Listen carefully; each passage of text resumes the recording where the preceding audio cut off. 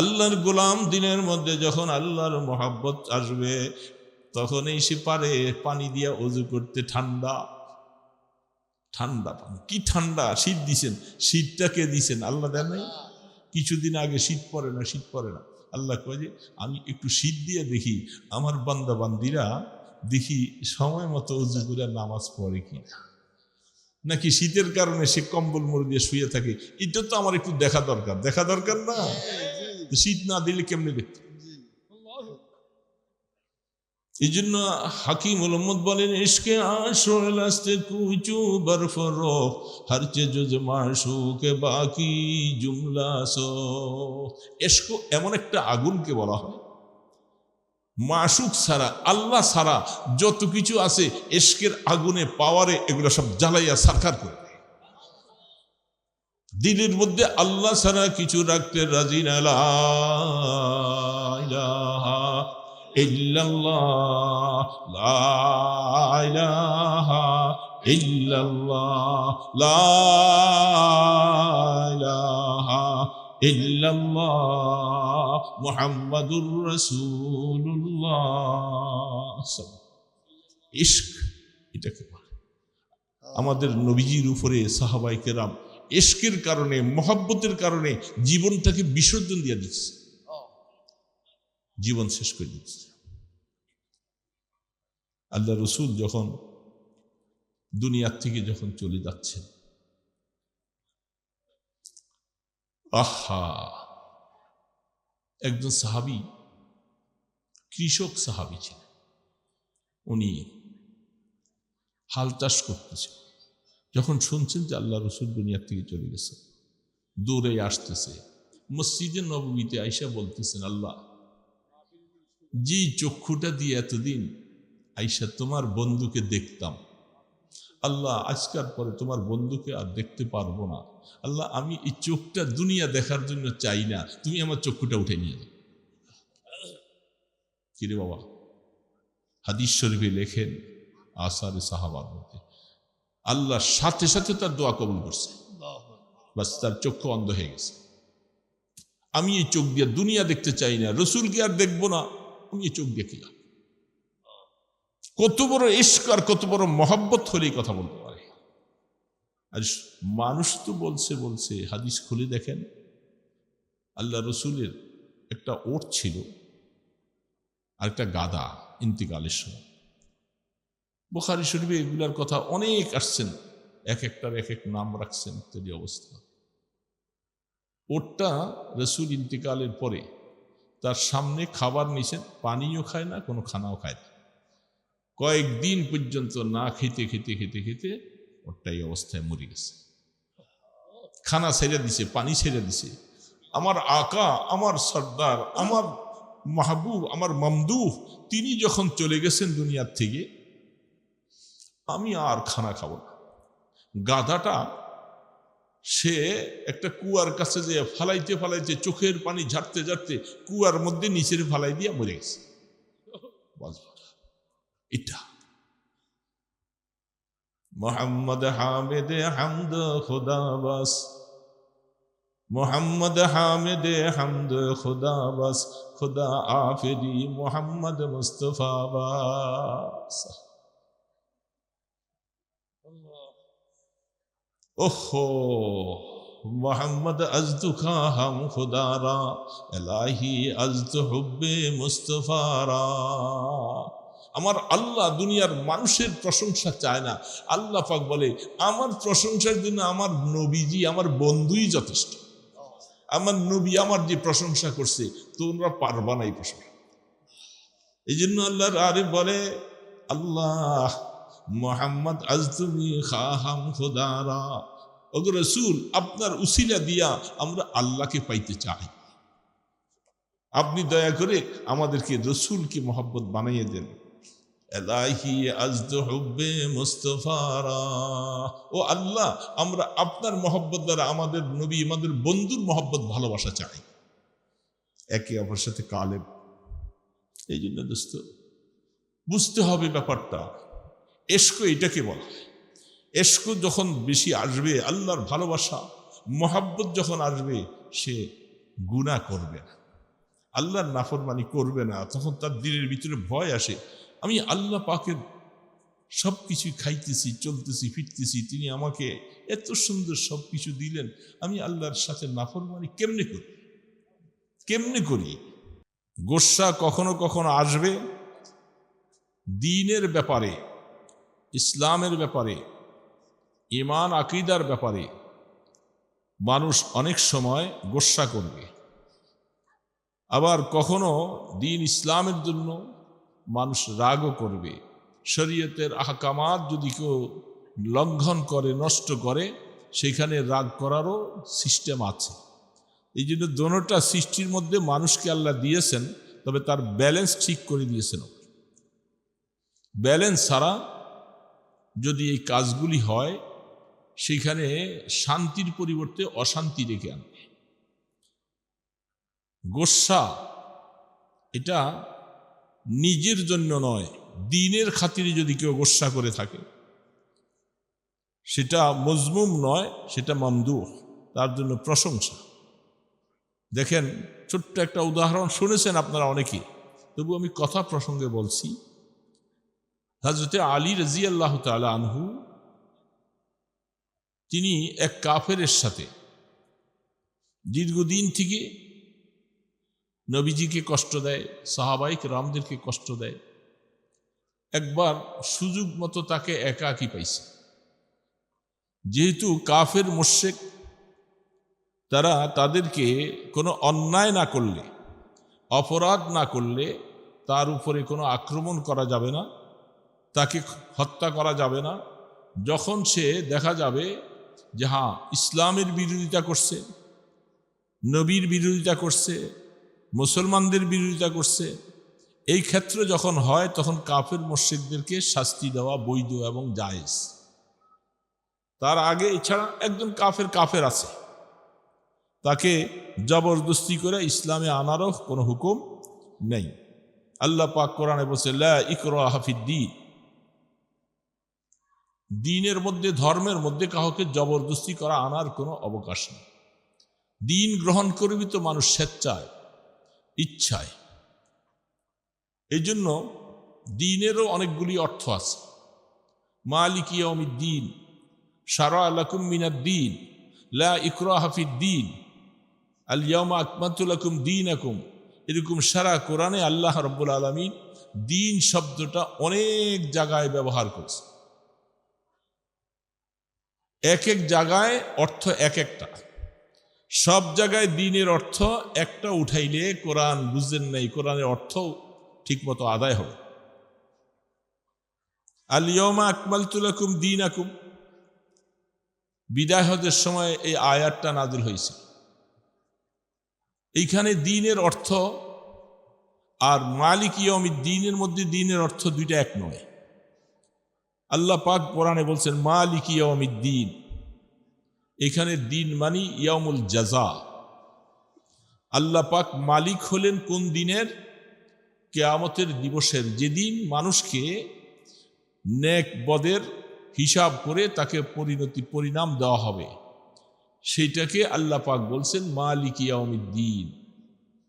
আমি মানুষের কিয়ামতের ময়দানে তাদের সব কিছু যাজা পরিবর্তন তাদেরকে দেওয়ার জন্য যে দিনটা কায়েম করেছি, আমি সেই দিনের রব, সেই দিনের আল্লাহ, সেই দিনের মালিক।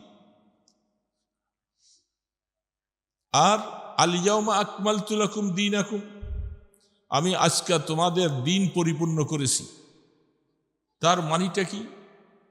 অথচ এখানে দিন অর্থ যদি ধর্ম উঠান, দিন অর্থ যদি ধর্ম বলেন, অর্থ মিলবে না। কারণ এই আয়াতের পরেও প্রায় রাসূল 2 মাস 21 দিনের মতো দুনিয়াতে হায়াতে বেঁচে ছিলেন, তখনও কোরআন শরীফের কিছু আয়াত নাযিল হয়েছে। তো যদি আজকে তোমাদের দিন পরিপূর্ণ করে দিয়েছি, এই কথাটা যদি দিনের অর্থ যদি শুধু ধর্ম বলেন, তাহলে বোঝা যাবে পরে যে আয়াতগুলি আসছে এগুলি ধর্মের অন্তর্ভুক্ত নয়, এগুলি সব ধর্মের বাহিরে। তাহলে আল্লাহ পাকের কোরআনের কোনো আয়াত কি ধর্মের বাহিরে আছে? বলেন না, আছে? এই জন্য সেই দিনের আল ইয়াউমা আকমালতু লাকুম দীনাকুমের অর্থ হলো সংবিধান, যে আমি আজকাল থেকে আহকামাত বলতে যেগুলি কোরআনে নাজিল করেছি, যেগুলি করা মানুষের জন্য ফরজ, বর্জন করা ফরজ, এই সমস্ত আহকামাতকে মনে করতে হবে। আজকাল পরের থেকে কোনো আহকাম নাজিল হবে না। হ্যাঁ, কোনো রকমের ঘটনা, কোনো রকমের কিস্সা, কোনো কিছু এগুলি নাজিল হতে পারে, সেটা কোরআনের অন্তর্ভুক্ত, কিন্তু আহকামাত হিসাবে আমি আজকাল পরে আর কোনো আহকাম নাজিল করি নাই, করবো না। আজকাল সম্পূর্ণ পরিপূর্ণ করে দিয়েছি। সুবহানাল্লাহ। এই জন্য আল্লাহ রাব্বুল আলামিনের কোরআন অনেক ব্যাপক, অক্ষরগুলি খুব সহজ, শব্দগুলি সহজ, কিন্তু এর মধ্যে গভীরতা আল্লাহ পাক এমন দেওয়া দিয়েছেন। আমাদের সাহাবায়ে কেরাম হযরতে ওমরে ফারুক রাদিয়াল্লাহু তাআলা আনহু বলেন, আমি সূরা বাকারা পড়তে আমার 12টা বছর সময় লাগছে। কি পড়লেন? কোরআনের গভীরতা এত বেশি, এত বেশি, সেটা আমরা শুধু তেলাওয়াত করলে এগুলি বুঝতে পারবো। এই জন্য আল্লাহ তাবারক ওয়া তাআলা অনেকটা জিনিস প্রেক্ষাপটে নাজিল করে থাকেন। এই জন্য দ্বীনেরও বিভিন্ন অর্থ কোরআন শরীফে আছে। শারা লাকুম মিনাদ দ্বীন, এখানে দ্বীন অর্থ হলো আকায়েদ। আমি আল্লাহ তোমাদের আকায়েদ সম্পর্কে, এটাও আমি তোমাদের উপরে দিয়েছি। আকায়েদ যদি সহি না হয়, তাহলে তোমার ঈমান বরবাদ হবে, তোমার নামাজ বরবাদ হবে, সব বরবাদ হবে। তোমার আকীদা সহি হইতে হবে। এটাকে আহলুস সুন্নাহ ওয়াল জামাতের কথা অনুযায়ী বোঝা যাচ্ছে মানুষের আকীদা সহি হওয়া ফরজ।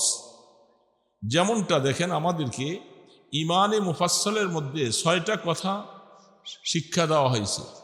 আমানতু বিল্লাহ ওয়া মালাইকাতিহি ওয়া কুতুবিহি ওয়া রুসুলিহি ওয়াল ইয়াউমিল আখির ওয়াল কদরি খাইরিহি ওয়া শাররিহি মিনাল্লাহি তাআলা ওয়াল বা'স বা'দাল মাউত।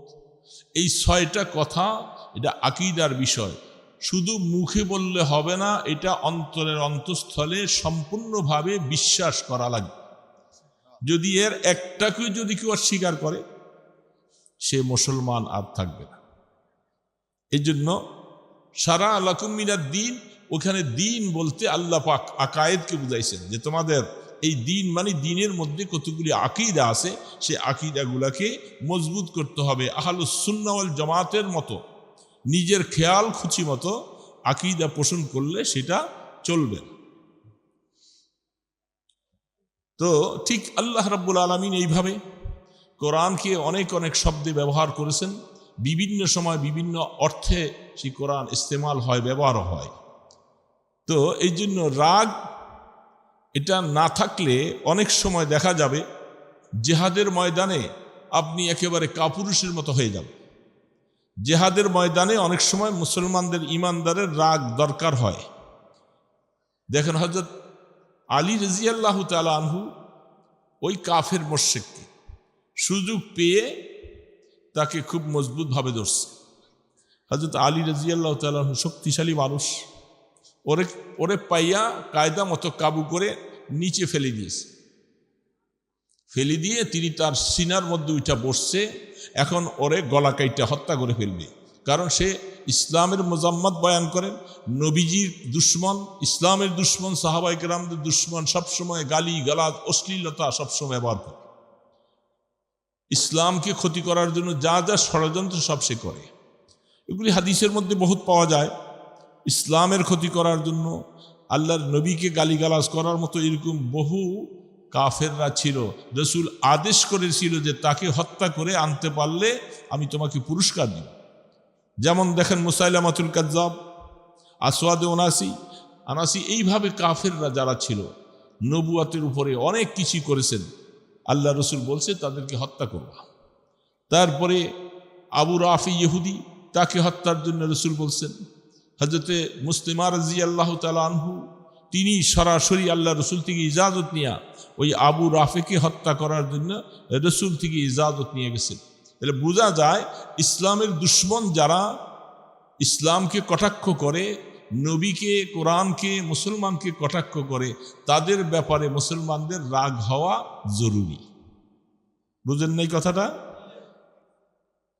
এই জন্য রাগ আল্লাহ সৃষ্টির থেকে দিয়েছেন, তবে এটাকে ব্যালেন্স ঠিক রাখতে হবে। কোথায় রাগ করব আর কোথায় করব না সেটা জানতে হবে। অস্ত্র তো বিভিন্ন কাজে লাগে, তরবারি বিভিন্ন কাজে লাগে, কিন্তু এটাকে উপযুক্ত ট্রেনিং না নিয়ে অস্ত্র যদি কারো হাতে তুলে দেওয়া হয়, ভালো ট্রেনিং প্রাপ্ত আলার থেকে যদি সেই অস্ত্র শিক্ষাটা না হয়, এই অস্ত্রটা ভালো জায়গার পরিবর্তে অন্য জায়গার মধ্যে ব্যবহার হবে। আল্লাহু আকবার। এই জন্য হযরত আলী রাদিয়াল্লাহু তাআলা আনহু তাকে ধরে কায়দা মতো খুব তৈরি করছেন তাকে হত্যা করবে। তো সে চিন্তা করছে আমি তো শেষ হয়েই যাচ্ছি। ওই সময় তার মুখের মধ্যে মনে আসছিল, সে খুব ঘৃণা করে, তুমি আলী, তুমি আমার সিনার মধ্যে বসছো, আজকে আমাকে মেরে ফেলবা, মারবা, তো তোমার চেহারা আমার দেখতে মনে চায় না। কাফের মুশরিকরা মুসলমানদের চেহারা খুশির নজরে দেখে না, এটা মনে রাখবেন সারা জীবনের জন্য। ঠিক না ব্যাঠিক বলেন তো? কাফেররা কোনোদিন কোনো মুসলমানকে ভালো নজরে দেখে না। যদিও আপনাদের সাথে বিভিন্নভাবে আমরা চলাফেরা করে, কিন্তু তারা মুসলমানকে ভালো বাসে না, মুসলমানের চেহারাও সুন্দর নজরে দেখে না। বহু ঘটনা আছে। সে মুহূর্তের ভিতরে হযরত আলী রাদিয়াল্লাহু তাআলা মুখের মধ্যে এতগুলি থুতু মেরে, আলী রাদিয়াল্লাহু তাআলা গোসা এসে গেল। এতক্ষণ তো সে দ্বীনের দুশমন ছিল, শত্রু ছিল, আল্লাহর দুশমন ছিল, এই জন্য তাকে হত্যা করছিলাম। এখন সে যখন আমার মুখের মধ্যে সে নিচে পড়ে আছে, কাবু পেয়ে গেছি তার উপরে, সে আমাকে এতগুলি থুতু মেরে দিল। এই জন্য তার শরীরের মধ্যে গোসা চলে আসছে, রাগটা প্রকোপ বেড়ে গেছে। দেখেন শরীয়ত কত সুন্দর জিনিস। হযরত আলী রাদিয়াল্লাহু তাআলা চিন্তা করলেন, আমি এতক্ষণ যে উদ্দেশ্যে তাকে খতম করার জন্য পাশরেয়া তাকে নিচে ফেলে দিলাম, ওই কাজের সময় আমার আল্লাহ পাকের আদেশ ছিল। এখন যদি আমি তাকে গোসা হইয়া যদি তাকে হত্যা করি, তাহলে এটা আমার নিজের জন্য হয়ে যাবে। যেহেতু আমার মধ্যে গোসা চলে আসছে, কেন আমাকে এই কাজ করলা, এই জন্য মারতেছি তোমাকে। সাথে সাথে হযরত আলী রাদিয়াল্লাহু তাআলা আনহু তাকে ছেড়ে দিল। ছেড়ে দেওয়ার পরে ওই লোকটা উঠা দাঁড়াইছে, তুমি আমাকে এত মজবুতভাবে কাবু পাইলা, সুযোগ পাইলা, তুমি আমাকে ছেড়ে দিলা, এটা বুঝলাম না, কি হইল তোমার? তুমি কি হাতের শরীরের শক্তি কি তোমার নিস্তেজ হয়ে গেছে, না অন্য কোনো ব্যাপার? বলে তুমি তো জানবা না, ব্যাপারটা বুঝো না, ইসলাম যে কত সুন্দর এটা তোমরা তো বুঝো না, এই জন্য ইসলামের বিরোধিতা করছে। ইসলাম এত সুন্দর শিক্ষা দিয়েছে, নিজের উদ্দেশ্যে, নিজের কোনো গরজে কাহাকেও হত্যা করা যাবে না। আমাদের নবীজির জীবনে, সারা জীবনে একটা হাদিস কেউ দেখাইতে পারবে না যে রাসূল কোনো দুশমনকে তার নিজের ব্যক্তিগত কারণে হত্যা করছে। ইসলামের খাতিরে, জিহাদের ময়দানে ইত্যাদির কারণে। যেহেতু সেই হিসাবে তুমি আমাকে থুতু মারার কারণে আমার শরীরের মধ্যে রাগ গোসা অনেক বেড়ে গেছে। এখন এই মুহূর্তে রাগটাকে আমার কন্ট্রোল করতে না পারলে আমি আল্লাহ পাকের সন্তুষ্টি অর্জন করতে পারবো না, যার কারণে আমি তোমাকে ছেড়ে দিয়েছি, যাও। সে বলতেছে এটা ইসলাম এত সুন্দর, আসলে তো বুঝতে পারি নাই, যদি বুঝতে পারতাম তাহলে তোমাদের কোনো বিরোধিতা করতাম না কোনদিন। ইসলাম যখন এতই সুন্দর, তো আমি আর কাফের থাকবো না, আমি মুসলমান হই। এটার নাম, এই জন্য গোসা এটা থাকবে, না থাকলে কাজ হবে না, আবার এটাকে ব্যালেন্স ছাড়া করলেও সমস্যা হবে। ওয়াল কাযিমিনাল গায়যা ওয়াল আফিনা আনিন নাস। হযরতে ইমাম হাসান রাদিয়াল্লাহু তাআলা আল্লাহ রসুলের আপন নাতি, তার একজন কীতদাসী ছিল, বাদী যাকে বলা হয়। ওই জমানায় বাদী দাসীর প্রথা ছিল। এই খাদেমাটা ওনার জন্য অজুর পানি আনতেছিলেন। অজুর পানি আনতে যায়া হাতের থেকে বদনাটা, ওই জমানায় তো আর এরকম সিলভার টিলভার ইত্যাদি এগুলি ছিল না, সব মাটির পাতিলেই সব, কি বলে না বুড়া বাবাজির আগের জমানায় এগুলি ছিল না। কত এরকম আমাদের মা বোনদের, আমাদের মায়েরা চাচিরা পাক করতে যাইয়া খোসা দিছে আর নিচে দিয়ে সিদ্ধি হইয়া সব ভাত করে গেছে। কি গেছে না এরকম? অনেক গেছে। সেই জামানাটা ছিল। আবার ঘুরা ঘুরা কিন্তু এখন বিভিন্ন জায়গায় হাইওয়ে রেস্টুরেন্টে এখন ওর মাটির পাতিলা, মাটির জিনিস এখন আবার ঘুরে আসতেছে। হ্যাঁ, কুল্লু সেই নিয়ার যেও নাইলা আসলি, আসলের দিকে ফিরে আসতেছে আবার। তো তিনি ওই মাটির পাতিলাটা নিয়ে, মাটির পাত্রনে ওজুর পানি আনতেছিল। হঠাৎ করে কিছুতে লাইগা পইরা ভাঙ্গে গেছে। তো ভাঙ্গে যাওয়ার সাথে সাথে ইমাম হাসান রাদিয়াল্লাহু তাআলা এভাবে চোখটা উঠাইয়া ওর দিকে তাকাইছে। একটু রাগের ভাব চেহারায় ফুটে। মানুষ যখন রাগ হয় চেহারার মধ্যে ফুটে না? সাধারণ চেহারা আর রাগের চেহারা কি একরকম? বাদীটা বুঝছে তিনি খুব মনে কষ্ট পাইছে, রাগ হয়েছে। কারণ রাগ হইয়া কি না জানি কি বলে, না জানি আমাকে কয়েকটা থাপ্পড় দিয়া দেয়, আমি কেন এই কাজটা করলাম। সেই বাদী সাথে সাথে পড়ছেন ওয়াল কাযিমিনা, আল্লাহু আকবার, ওয়াল কাযিম, যারা গোসা, আল্লাহ পাক কোরআনে বলেছেন ওয়াল কাযিমিনাল গাইজ, যারা গোসাকে হজম করে। কাজবুন শব্দের অর্থ হইল লুকাইয়া রাখা, আরবিতে তার শব্দের অর্থ হইল পুশিদা করা, লুকাইয়া রাখা। তার মানে যে গোসাটাকে লুকাইয়া রাখে, হজম করে রাখে। ওয়াল কাযিমিনাল গাইজ, যারা গোসাকে হজম। এই শব্দটা বলার সাথে সাথে হযরত ইমাম হাসান রাদিয়াল্লাহু তাআলা চক্ষু, গরম চক্ষুটা নিচের দিকে করে দিয়েছে। বাদী দেখলেন আমি কোরআনে আয়াত পড়েছি, রসুলের নাতি মূর্তির ভিতরে কোরআনে আয়াত তার ভিতরে এমনভাবে এফেক্ট করছেন, তিনি গোসাটাকে লুকিয়ে ফেলছেন। ওয়াল কাযিমিনা, এতটুক পর্যন্ত বলার পরে বলছে গোসা হজম করা তো বড় কথা নয়, আমি তো আপনার কাছে গোসা হজম পাইছি, তবে আরেকটু দরকার। ওয়ালা আফিনা আনিন নাস,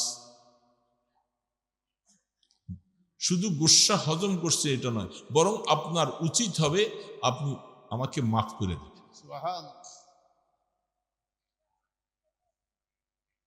হযরত ইমাম হাসান রাদিয়াল্লাহু তাআলা বাদীর এই মুহূর্তে সময় মতো এই আয়াতটা এক শব্দ বলছেন, সাথে আবার দ্বিতীয় শব্দটা বলছেন। বলার পরে বাদীর কথা শোনার পরে তিনি একেবারে আশ্চর্য হয়ে গেলেন, আমাকে বিশাল একটা নসিহত করে দিল। তিনি বলছেন, যা আমি তোরে মাফও করে দিই। ওয়াল কাযিমিনাল গাইজ ওয়াল আফিনা আনিন নাস,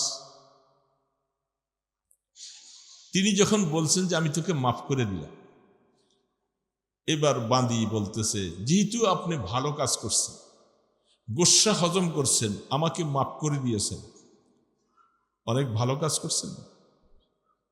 3 নম্বর আয়াতটা বাদী পড়ে ওনাকে পুরস্কারের ঘোষণা দিয়ে দিলেন। সুবহানাল্লাহ, ওয়াল্লাহু ইউহিব্বুল মুহসিনিন, যারা এরকম ভালো কাজ করে, নেক কাজ করে, আল্লাহ সুবহানাহু ওয়া তাআলা কোরআনে ঘোষণা দিয়েছেন আল্লাহ তাদেরকে মহব্বত করে, ভালোবাসে। ইমাম হাসান রাদিয়াল্লাহু তাআলা আনহু তিনি বাদীর এই উপদেশমূলক এত সুন্দরভাবে উপস্থাপন করার কারণে বলছে, যাহ, তোরে আমি আল্লাহর রাস্তায় আজাদ করি, তুমি আজকে আমাকে একটা উত্তম শিক্ষা আমাকে শিখাই দিলা। এটার নাম হলো গোস্বা হজম করা। দোস্ত, এই গোস্বার কারণে আমাদের যে কত সমস্যা হয়, এই সমাজে যত গন্ডগোল সমস্যা, মারামারি, কাটাকাটি, বউ তালাক, স্ত্রী ছেলে বাবার থেকে চলে যায়, বাপকে ছেলে মেরে ফেলে, যত কিছুর মূল কারণ কিন্তু এই যে গোস্বা। বলেন ঠিক না ব্যাঠিক বলেন? বাপ পুত্রে ব্যামিল হয়ে যায়, বাবায় ছেলেকে হয়তো কর্কট ভাষায় বেশি বেশি গোস্বার সাথে অনেক কিছু বলছে, ছেলে হয়তো ঘর ছেড়ে চলে যায়, সংসার ছেড়ে চলে যায়, স্ত্রীকে তালাক দিয়ে দেয়, কি দেয় না, হয় না? কত রকমের মাসালা, কত ফতুয়া আসে, হুজুর আমি আমার স্ত্রীকে আসলে রাগ করেই তালাক দিছিলাম। তালাক তো রাগ করেই দেয়। এই রাগ যখন হইল, এটাকে ব্যালেন্স রাখতে পারে নাই, তখন 3 কথা বলে গেছে। 3 কথা বললে কি আর বউ থাকে? আপনাদের এলাকায় থাকে না? তা আওয়াজ দিয়ে বলেন না, 3 কথা বললে যত প্রিয় বস্তু হোক না কেন, যত প্রাণের স্ত্রী হোক না কেন, রাগ করে বলছেন, রাগকে কন্ট্রোল করতে পারলেন না, গোস্বাকে হজম করতে পারলেন না, আপনার শান্তির জীবনে অশান্তি নেমে আসে, মেঘমালা নেমে আসে। তখন গোস্বা থেমে যাওয়ার পরে এখন বৈশা বৈশা বলে, হয় করলামটা কি করলাম? এখন তো সব অশান্তি। ছোট বাচ্চারা, ছেলে মেয়েরা থাকে, এরা কান্দে, মা কান্দে, বাবা কান্দে। এখন কান্দলে কি হবে? সালাসাতুন হাজলুহুন্না হাজলুন জিদ্দুহুন্না হাজলুন। নবী আলাইহিস সালাতু ওয়াস সালাম বলে গেছেন, 3টা জিনিস হাসতে হাসতে বলো আর কাঁদতে কাঁদতে বলো, কারবার হয়ে যায়। এটার মধ্যে একটা হলো তালাক। কেউ যদি হাসতে হাসতে বলে, রাগ করে বলে, তালাক হয়। 2 নম্বর হলো ইতাক। কোনো গোলামকে যদি সে হাসতে হাসতে ছেড়ে দেয় অথবা রাগ করে ছেড়ে দেয়, গোলাম আজাদ হয়ে যায়। 3 নম্বর নিকাহ, বিবাহ। একজন বলতেছে, একজন মানুষের উপস্থিতিতে কেউ যদি বলে, এরকম ঘটনা আছে, এক ওস্তাদ কিতাবুন নেকাহ পড়াইতেছে, ছাত্রটা বড় চালাক। ছাত্ররা বসে আছে, বলতে বলতে হুজুর বলে, মনে করো যে আমি আমার মেয়েকে মনে করো তোমার কাছে বিবাহ দিলাম, এইভাবে কথা বলতে ছেলে পট করে, হুজুর আলহামদুলিল্লাহ কাবিল তু, আমি কবুল করলাম। সামনে ছাত্র আছে, সবাই আছে, সাক্ষী আছে না? গেছে। কিছুদিন পরে মেয়ে বিবাহ দেওয়ার প্রস্তাব যখন হুজুর বিভিন্ন জায়গায় ছেলে দেখতেছে, ছেলে যাইয়া পাঠাইছে, হযরত জি মেয়ের আপনি ওই বিবাহ দিয়েছেন, আমি তো কবুল করে ফেলছি। হায় হুজুর এখন খেয়ালও নাই, মাথায় বর করলি কি কস, মাসালা তো সহি, ঠিক আছে, যাওয়া কিছু করার নাই, বিবাহ হয়ে গেছে। এই জন্য 3টা জিনিস খুশিতে হোক আর নারাজগির কারণে হোক, এটা কায়েম হয়ে যাবে। বুঝে আসছে কথা? তাহলে রাগ করে বউ তালাক দিলে তালাক হবে না। কত সংসার এইভাবে ভেঙে যাচ্ছে শুধু গোস্বার কারণে। ঘরের হান্ডি বাতিল বাইরে ভাঙ্গা ফেলা সব। যখন রাগ হয়ে গেছে, কত কিছু ফার্নিচার সুকেস ভাঙ্গা ফেলে, আছে কি আছে না? কিসের কারণ? এই যে রাগ অনেক সময় মানুষকে হালাক করে দেয়। এই জন্য হাদিসের মধ্যে স্পষ্ট আছে, যারা দুনিয়ার মধ্যে রাগকে কন্ট্রোল করবা, কোনো মানুষের উপরে খুব রাগ করছো তুমি রাগটা, হাদিসের মধ্যে ইবনে কাসির ওয়ালা, আল্লাহু আকবার, তিনি অনেকগুলি হাদিস বয়ান করছেন। যারা কোনো মানুষের উপরে রাগ হয়ে যাওয়ার পরে তাকে মাফ করে দেয়, আল্লাহ সুবহানাহু ওয়া তাআলা তোমার আমলের প্রতি আল্লাহ রাগ করলে, তুমি যেহেতু এই কাজটা করছেন, আল্লাহ পাক বলতে আমি তোমাকে মাফ করব। মানুষকে ক্ষমা করতে পারা, এটা অনেক বড় একটা পুরস্কার, অনেক বড়। আল্লাহ পাকের গোস্বার থেকে আল্লাহ পাক বলে, আমি অনেক গোস্বাওয়ালা, রাগাম্বিতওয়ালা। যখন আমার বান্দা, যখন তুই এই কাজটা, এই গুণটা আমার গুণটা নিয়েছিস, তুমি ক্ষমা করে দিলি একজনকে, আমি আল্লাহ তোকে ক্ষমা করি। এই জন্য গোসা রাগ এটা অনেক বড়। ওই যে এখানে কতক্ষণ আগে হট্টগোল দেখছি না, নিশ্চয়ই কোনো না কোনো কারণে একটু উল্টাপাল্টা হয়েছে, এই জন্য সবাই আস্তিন গুছায়। হ্যাঁ, ফলনার পোলা তলনা, আমি কি কম রে নি? বাজারে এরকম ঝগড়া লাগে না? দুইটা অটোওয়ালা লেগে যায়, সিএনজিওয়ালা লেগে যায়, সামান্য একটু লাগছে একটা সিএনজির মধ্যে, আরে বাপরে কি গন্ডগোল কি ঝগড়া, এই সামান্য থেকে সূত্র হইয়া মারামারি হইয়া পুরা বাজারে মানুষ এক জায়গায় হয়। কারণটা কিসে? কিসে কারণে? রাগ। মুসলমান রাগ এটা এত বড়, এই জন্য আল্লাহ পাক কোরআন আয়াতের মধ্যে এটা বলে দিয়েছেন, ওয়াল কাযিমিনাল গায়যা ওয়াল আফিনা আনিন নাস ওয়াল্লাহু ইউহিব্বুল মুহসিনিন। যারা এরকম রাগকে হজম করবা, গোসাকে হজম করবা। হযরত আব্দুল্লাহ ইবনে মাসউদ, হযরত আব্দুল্লাহ ইবনে আব্বাস, এই ধরনের সাহাবায়ে কেরামদের হালাত অনেকগুলি বয়ান করেছিলেন তিনি। আমি তাফসীর দেখতেছিলাম, হঠাৎ করে মনে পড়লো কথাগুলো। বলতেছেন, যদি এরকম কারো গোসা চলে আসে, হজম করতে না পারলে তুমি তাড়াতাড়ি হয়তো এখান থেকে সরে যাও, এখান থেকে সরে যাবা। ঘরের মধ্যে বউর সাথে, বিবির সাথে, ছেলের সাথে রাগ হয়ে গেছো, এখানে বৈশা থাকলে তোমার গোসা আরো বাড়বে, স্থান ত্যাগ করো, সরে যাও। অথবা দাঁড়াইয়ে আসো, বসে যাও, বসার পরও রাগ থামলো না, শুয়ে যাও। হযরতে আব্দুল্লাহ ইবনে আব্বাস রাদিয়াল্লাহু তাআলা বলেন, তিনি একবার এরকম রাগ হয়েছিলেন, তিনি সাথে সাথে রাসূলের হাদিস সামনে নিয়ে আইসা তিনি যে ওযু করতে শুরু করলেন। তখন তিনি বললেন, আল্লাহ রাসূল বলছেন, দেখো রাগটা শয়তান থেকে আসে। কিসের থেকে আসে? শয়তান আগুনের তৈরি। শয়তান কিসের তৈরি? আগুনের তৈরি। রাগটা শয়তান থেকে আসে, এই জন্য তোমার উপরে আগুনের তৈরি। এটাকে ঠান্ডা করার জন্য তুমি ওযু করো, পানি ঢেলে দাও, দেখবা রাগ ঠান্ডা হয়ে যাবে। দেখছো? পারবো কথাগুলি মানতে বাবা? সবার জীবনে এরকম আসে, কিন্তু একজনও আমরা নাই, আমিও নাই, এরকম রাগ আমাদের আসে না? না আসে? অনেক যুবকেরা একসাথে বন্ধু বান্ধব চলতেছে, কি মহব্বত ভালোবাসা, হয়তো কোনো একটা কথা উল্টা পাল্টা হইয়া একে আরেকজনে ঘুষি মারতে থাকে, ছুরি মাইরা দেয়, দেয় কি দেয় না? শুধু রাগের। যখন এরকম রাগ হয়ে যাবা, সাথে সাথে ওই জায়গা ত্যাগ করবা, দাঁড়ায় থাকলে বসে যাইবা, বসে গেলে শুইয়া যাইবা, অত রাগ না কমলে ওযু করবা। মনে রাখবা। আল্লাহু আকবার। তো মাঝখান দিয়ে ওই যে এখানে হট্টগোলটার কারণে আমি একটু রাগের কথা বললাম মাঝখানে। আমাদের ফায়দা হয় নাই বাবা? হবে না ইনশাআল্লাহ? মাইকের আওয়াজ নিচ্ছি, বাজারে অনেক বাবাদিরা, অনেক দোকানদাররা শুনতেছে, উপকার হবে না? আল্লাহর কোরআন তো বলছি, এটা আমার বানানো কথা তো বলি নাই। রাগ জীবনে হজম করতে পারলে অনেক ফায়দা, অনেক লাভ হবে। সবর করলে আল্লাহ পাক তার নিয়ামত বেশি দিবে। আর রাগকে যদি আস্তে আস্তে বাড়াইতেই থাকি, সংসারে আগুন লাগবে, দোকানে আগুন লাগবে, বাপ পুত্রে আগুন লাগবে, স্বামী স্ত্রী সংসার বিচ্ছিন্ন হয়ে যাবে, অনেক কিছু হয়ে যাবে। এই জন্য রাগের ব্যাপারে খুব সাবধানতা অবলম্বন করব। তো আল্লাহ সুবহানাহু ওয়া তাআলা, আমি মাঝখানে দুইটা আয়াত পড়েছিলাম, ওয়াসারিউ ইলা মাগফিরাতিম মির রাব্বিকুম ওয়া জান্নাতিন আরদুহা কাআরদিস সামাওয়াতি ওয়াল আরদ উইদ্দাত লিল মুত্তাকিন। আল্লাহ রাব্বুল আলামিন আমাদেরকে বলছেন, তোমরা দৌড়াও, দৌড়াও। কোন দিকে? রবের মাগফিরাতের দিকে দৌড়াও।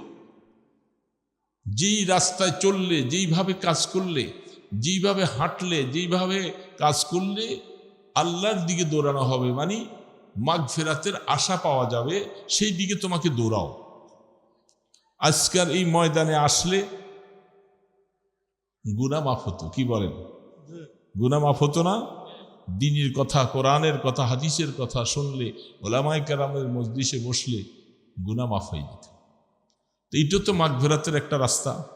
যারা বসে আছে, আশপাশে আছে, তাদেরকে আমি বলবো, আমি মাঝখানে অল্প সময় কিছু কথার জন্য বলছি, আপনারাও আসেন, এই মাগফিরাতের দিকে আসেন বাবা। কি বাবা, আসতে পারে না? আপনারা যেরকম আসছেন, আল্লাহ জি ভাইরা দূরে দাঁড়ায় দাঁড়ায় কথা শুনে তাদেরকেও যেন এই মজলিসে বসার তৌফিক দান করেন। ওয়াসারিউ ইলা মাগফিরাতিম মির রাব্বিকুম। আল্লাহু আকবার, আল্লাহু আকবার। রবের মাগফিরাতের দিকে দাও। মাগফিরাত ছাড়া তো কোনো উপায়ও নাই, কোনো উপায়। আল্লাহর ক্ষমা না পাইলে উপায় আছে আমাদের? কিরে যুবক বাবাদিরা, আল্লাহ পাকের ক্ষমা না পাইলে কোনো উপায় নেই, বাঁচতে পারবো না। জীবনে গুনাহ তো আছে, অনেক আছে না? আমি আমার কথা বলতেছি, আপনাদের হয়তো কম আছে। অনেক গুনাহ আছে, অনেক। ভাত খাইছি বেশি, হায়াত পাইছি বেশি, যুবকের তুলনায় আমরা বেশি পাচ্ছি, বেশি খাইছি না? এই বুড়ারা বেশি খাইছি বেশি না? গুনাহও তো বেশি করছি। কি বাবা, গুনাহ বেশি করিনি? ওরা ছোট, ওরা বয়স কম, খাইছেও কম, ওদের গুনাহও কম। ওইটা দেখবো না যে আমরা বেশি হায়াত পাইছি, সওয়াব বেশি কামাই করছি, এটা দেখা যাবে না, এটা দেখা নিষেধ। নেক আমলের প্রতি নজর করতে নিষেধ আল্লাহ রাসূলের, যে তুমি নেক আমল করছো এটার প্রতি নজর করলে তোমার ভিতরে অহমিকা চলে আসবে। এই জন্য গুনাহ বেশি করছি, খাইছি বেশি। কিরে বাবা বলেন না, আমরা যারা বয়স হয়ে গেছে বেশি খাইছি না? কত বছর ধরে খাইতে আসি আল্লাহর জমিনে, তো গুনাহও তো অনেক বেশি করছি। যারা যুবক ছেলে পেলে এরা মাত্র বড় হইতেছে, এরা খানা খাইছেও কম, গুনাহও কম করছে। আমাদের তুলনায় তাদের গুনাহ কম। কিরে বাবা ঠিক না বেঠিক বলেন? তারা গুনাহ কম করছে। তাহলে আল্লাহ রাব্বুল আলামিন এক হাদিসের মধ্যে এই আয়াতগুলোর তাফসীর দেখবেন, সেইখানে মুসনাদে আহমদের মধ্যে থেকে হাদিস নকল করেছেন।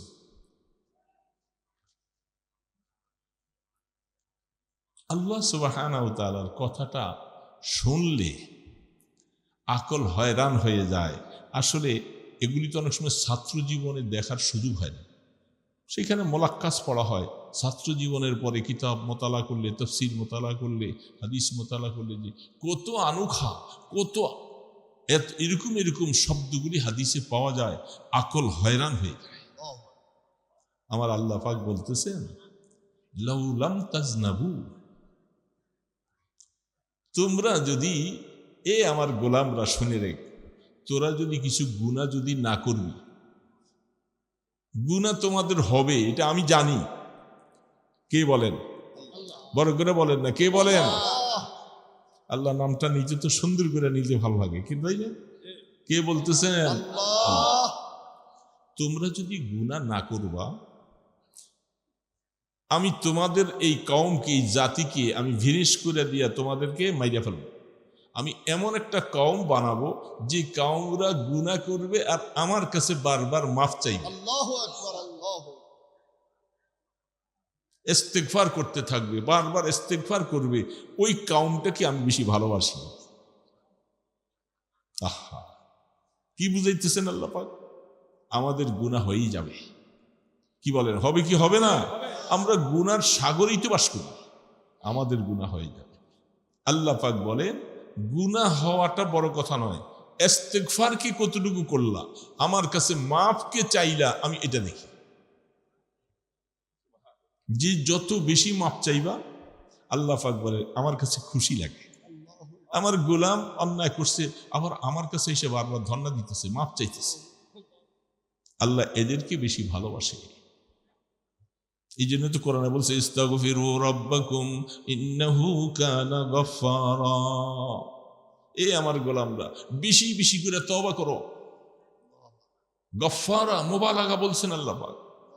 যখনই বান্দা তুমি গুনাহ করবা আর যখন তওবা করতে থাকবা, আস্তাগফিরুল্লাহ আস্তাগফিরুল্লাহ বলেন, আস্তাগফিরুল্লাহ আস্তাগফিরুল্লাহ আস্তাগফিরুল্লাহ আস্তাগফিরুল্লাহ। আল্লাহ আমি মাফ চাইতেছি, আমি মাফ চাইতেছি, আমি গুনাহ করে ফেলছি।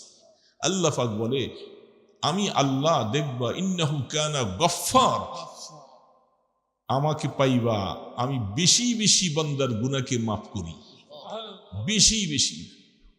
বান্দা যখনই ইস্তেগফার করবে, বুড়া হয়ে যায়, হ্যাঁ, নড়তে পারি না, চলতে পারি না, কত কষ্ট, দাঁড়ানো যায় না, অজু করতে কষ্ট, তারপরেও এই অবস্থার মধ্যে, ওই শীতের মধ্যে বান্দা নামাজ ছাড়ে না। কিরে বাবা, নামাজ এই কষ্ট করে অজু করে, অজু করতে একটা কষ্ট, এই কষ্টটা যে লাগে, আমার আল্লাহ কি এটা বুঝেন না? বলেন না, আমার আল্লাহ কি? আল্লাহ পাক, আল্লাহ পাক বলেন, আমি দেখতেছি আমার গোলামটা, তারে আমি বুড়া বানাই ফেলছি, কমজোর হয়ে গেছে, শক্তি নাই শরীরে, দাঁড়াইতে পারে না, ওই কাংড়ে মামড়ে যায়ও তারপরে অজু করতেছে, পানিটা ঠান্ডা, হাত ভিজা, ঠান্ডা ভিজা, কত কষ্ট। অজু করে আইসা আবার আমাকে দাঁড়াইয়া আমাকে আল্লাহু আকবার বলে আমার সামনে, আল্লাহু আকবার। আল্লাহ পাক বলছে, আমি বড়, আমি নাকি বড়, আমি নাকি বড়, আমার গোলাম আমার সামনে এসে হাজির হবে। আহা, আমার আল্লাহ পাক। ইশকে আশোল আস্তে কুচু বরফরোখত, इश्क़ आशुल अस्त कूचू बरफरोख, हर जुज़ माशूक बाकी जुमला हो, मंदे इल्लल्लाह हो बाकी जुमला रख, मरहबा आए इश्क़ शिरकत सुज़ेरा, तेगला दर कत्ल गैरे हक बुरन, वरनगर आखिर बाकी लाचे मन। अल्लाह। হাকিম আহমদ থানভী রহমতুল্লাহ আলাইহি লিখছেন, বড় মানুষের কথা, সাধারণ মানুষ নয়। তিনি বলেন, এশক কি জিনিস জানো? এই যে আমরা এই কষ্ট করে যে নামাজ পড়তে যাই, ওযু করতে দেখি, আল্লাহর একটা ইশক মোহাব্বত দিলে আছে দেখা, ঠিক না বেঠিক বলেন? মোহাব্বত এমন একটা বস্তু, ইশক এমন একটা বস্তু, এটা তিতাকে মিঠা বানায়, দূরকে কাছে করে দেয়, কষ্টকে সহজ করে দেয়। এটা ইশকের ধর্ম, ইশকের ধর্ম। রাত্রে 2টা বাজে, গ্রামে থাকেন, ছেলেটা ডায়রিয়া, অসুস্থ, কঠিন, কেউ নাই, আশপাশে কারা আছে তাদেরকে ডাইকা দৌড়াইয়া, ভাইরে আমার ছেলেটা তো মরে যায় অবস্থা, দৌড়াইয়া, গাড়ি নেই, কিছু নেই, কত কাঁধের মধ্যে নিয়া খাটে করে উঠেও তার সাথে হাসপাতাল যাবো, কি করে কি করে না? বাবার ছেলের ইশক, ছেলের মহব্বতটা দিলের মধ্যে আছে। ঠিক আল্লাহর গোলাম দিনের মধ্যে যখন আল্লাহর মহব্বত আসবে, তখন সে পারে পানি দিয়া ওযু করতে, ঠান্ডা ঠান্ডা পানি, কি ঠান্ডা, শীত দিছেন, শীতটাকে দিছেন আল্লাহ, দেন নাই? কিছুদিন আগে শীত পড়ে না, শীত পড়ে না, আল্লাহ কয় যে আমি একটু শীত দিয়ে দেখি আমার বান্দা বান্দিরা, দেখি সময় মতো ওযু করে নামাজ পড়ে কি, নাকি শীতের কারণে সে কম্বল মুড়ি দিয়ে শুয়ে থাকে। এটা তো আমার একটু দেখা দরকার না? শীত না দিলে কেমনে দেখতে? এই জন্য হাকিম উম্মত বলেন, ইশকে আশোল আস্তে কুচু বরফরো, হর জুজ মাশূকে বাকি জুমলা সো। ইশক এমন একটা আগুনকে বলা হয়, মাশূক ছাড়া, আল্লাহ ছাড়া যত কিছু আছে ইশকের আগুনে, পাওয়ারে, এগুলো সব জ্বালাইয়া সারখার করে। দিলের মধ্যে আল্লাহ ছাড়া কিছু রাখতে রাজি না। লা ইলাহা ইল্লাল্লাহ, লা ইলাহা ইল্লাল্লাহ, লা ইলাহা ইল্লাল্লাহ মুহাম্মাদুর রাসূলুল্লাহ। ইশক এটাকে বলে। আমাদের নবীজির উপরে সাহাবায়ে কেরাম ইশকের কারণে, মহব্বতের কারণে জীবনটাকে বিসর্জন দিয়ে দিচ্ছে, জীবন শেষ করে দিচ্ছে। আল্লাহ রসুল যখন দুনিয়ার থেকে যখন চলে যাচ্ছেন, আহা, একজন সাহাবী, কৃষক সাহাবী ছিলেন, উনি হাল চাষ করতেছেন। যখন শুনছেন যে আল্লাহ রসুল দুনিয়ার থেকে চলে গেছে, দৌড়ে আসতেছে, মসজিদে নববীতে আইসা বলতেছেন, আল্লাহ যে চক্ষুটা দিয়ে এতদিন আইসা তোমার বন্ধুকে দেখতাম, আল্লাহ আজকাল পরে তোমার বন্ধুকে আর দেখতে পারবো না। আল্লাহ আমি এই চোখটা দুনিয়া দেখার জন্য চাই না, তুমি আমার চক্ষুটা উঠে নিয়ে যাও। কিরে বাবা, হাদিস শরীফে লেখেন আসারে সাহাবার মধ্যে আল্লাহর সাথে সাথে তার দোয়া কবুল করছে, বাস তার চক্ষু অন্ধ হয়ে গেছে। আমি এই চোখ দিয়ে দুনিয়া দেখতে চাই না, রসুলকে আর দেখবো না, আমি এই চোখ দিয়ে কিলাম। কত বড় ইশক আর কত বড় মহব্বত হলে এই কথা বলতে পারে। আর মানুষ তো বলছে হাদিস খুলে দেখেন, আল্লাহ রসুলের একটা ওট ছিল আর একটা গাদা ইন্তিকালের সময়। বুখারী শরীফে এগুলার কথা অনেক আসছেন, এক একটার এক এক নাম রাখছেন ইত্যাদি অবস্থা। ওটটা রসুল ইন্তিকালের পরে তার সামনে খাবার নিছেন, পানিও খায় না, কোনো খানাও খায় না। কয়েকদিন পর্যন্ত না খেতে খেতে খেতে খেতে ওটা এই অবস্থায় মরে গেছে। খানা ছেড়ে দিছে, পানি ছেড়ে দিছে। আমার আকা, আমার সর্দার, আমার মাহবুব, আমার মামদুহ, তিনি যখন চলে গেছেন দুনিয়ার থেকে, আমি আর খানা খাবো না। গাধাটা সে একটা কুয়ার কাছে যে ফালাইতে ফালাইতে চোখের পানি ঝাড়তে ঝাড়তে কুয়ার মধ্যে নিচের ফালাই দিয়া মরে গেছে। এটা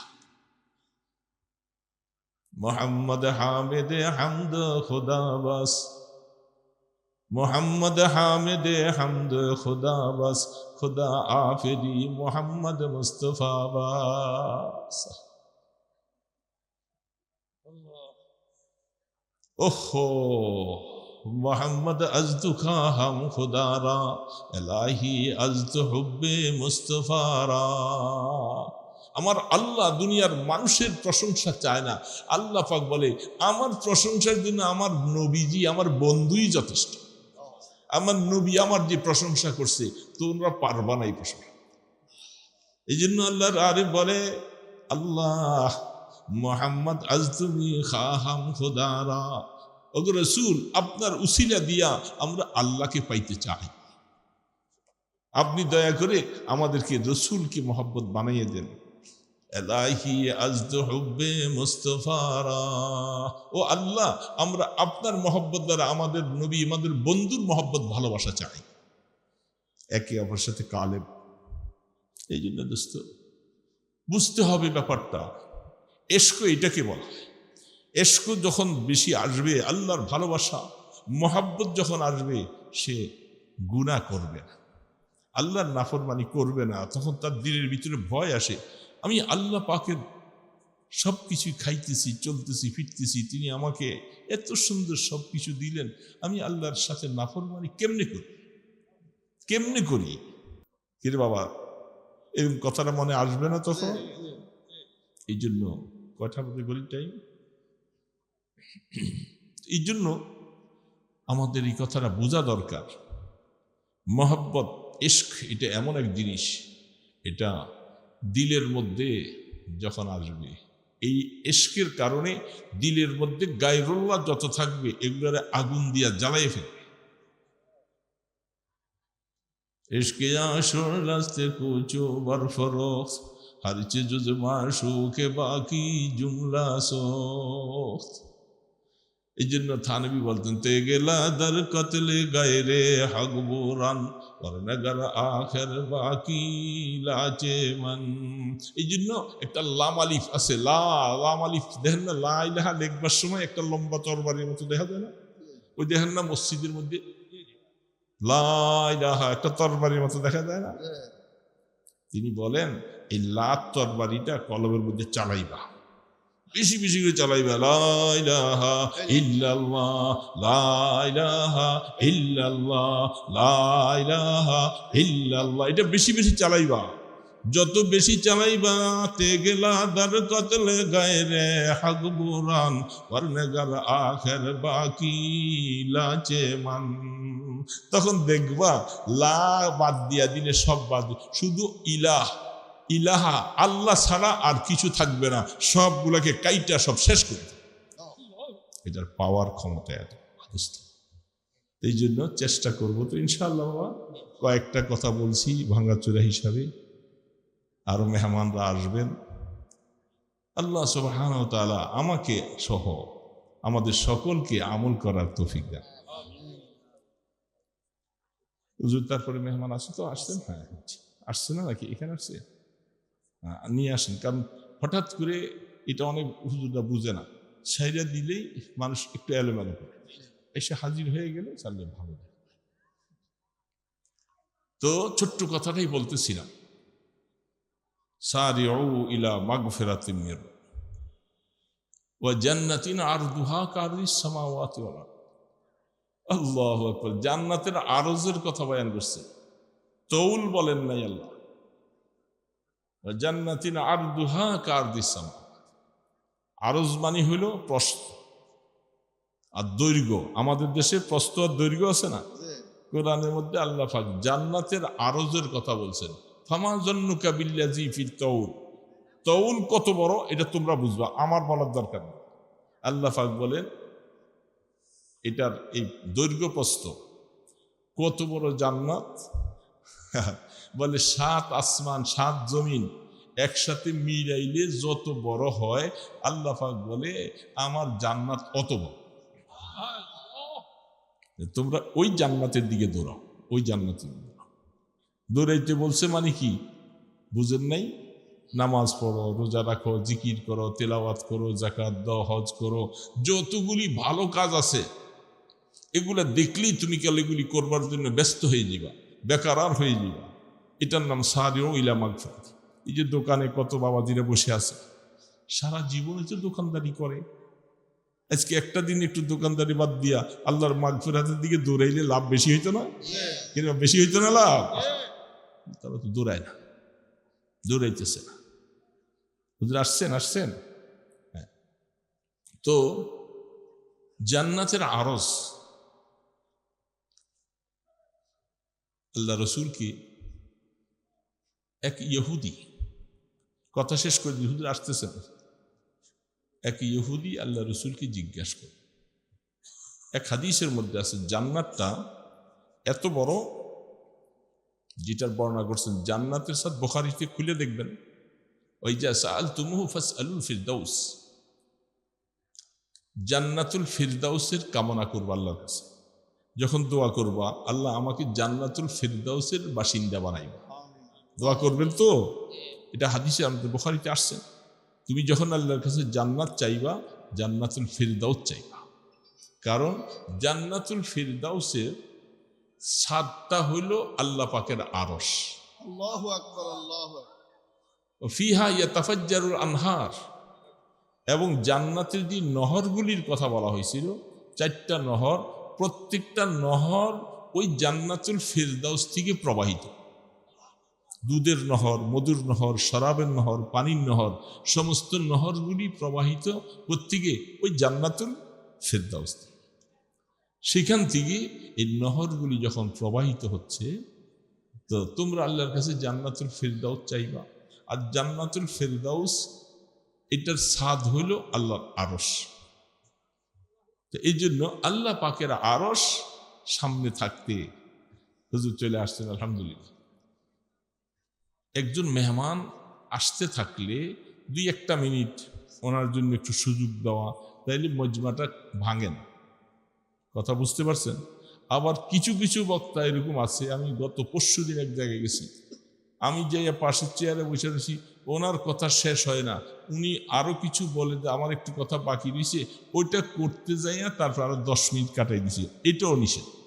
মেহমান চলে আসলে যত ভালো কথাই আমার সামনে থাকুক না কেন, শেষ। আর মেহমান আসতে একটু দেরি করলে 2-4-5টা মিনিট ওনার জন্য একটু সময় দেওয়া, এই দুটোটাই হলো বাইন ইনসাফ। আল্লাহ আমাদের সকলকে যে কয়টা কথা বললাম আমল করার তৌফিক দান করেন, জান্নাতুল ফিরদাউসের মালিক বানবার তৌফিক দান করে দেন।